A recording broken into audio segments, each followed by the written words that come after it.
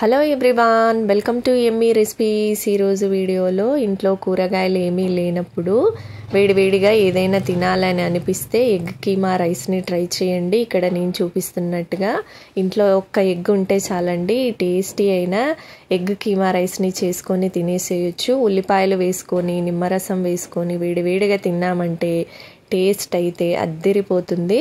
మీరు కూడా ఈ విధంగా ట్రై చేయండి. మరి ఎగ్ కీమా రైస్ని ఎలా చేసుకోవాలో చూసేద్దాం రండి. ఇక్కడ నేను ఈ రైస్ కోసము ఉడికించిన ఎగ్స్ని తీసుకొని ఇలా తురుముకొని తర్వాత స్టవ్ ఆన్ చేసుకొని ఒక ప్యాన్లోనికి తగినంత ఆయిల్ వేసుకోవాలి. మీరు తీసుకునే రైస్ని బట్టి ఆయిల్ వేసుకోండి. తర్వాత ఇందులోనికి సన్నగా కట్ చేసిన ఆనియన్స్, ఒక 2 పచ్చిమిర్చి వేసుకొని ఫ్రై చేసుకోవాలి.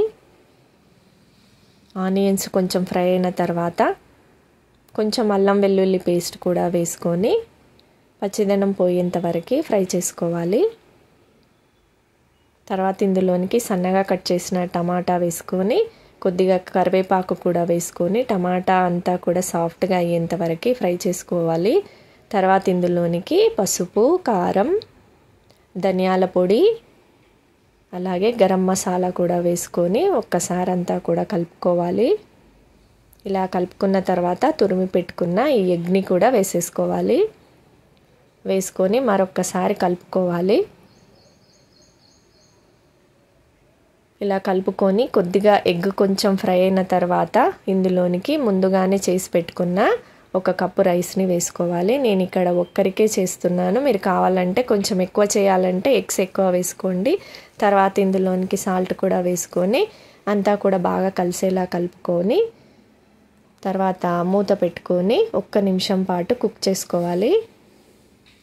తర్వాత లాస్ట్లో కొత్తిమీర కూడా వేసుకొని మరొకసారి అంతా కూడా కలుపుకొని స్టవ్ ఆఫ్ చేసేసుకున్నామంటే ఎంతో టేస్టీ అయిన ఎగ్ కీమా రైస్ రెడీ అండి.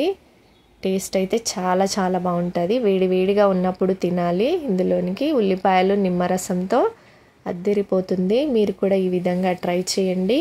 ఈ వీడియో కనుక నచ్చినట్టయితే ప్లీజ్ లైక్ చేయండి, షేర్ చేయండి, సబ్స్క్రైబ్ చేసుకోండి. Thanks for watching.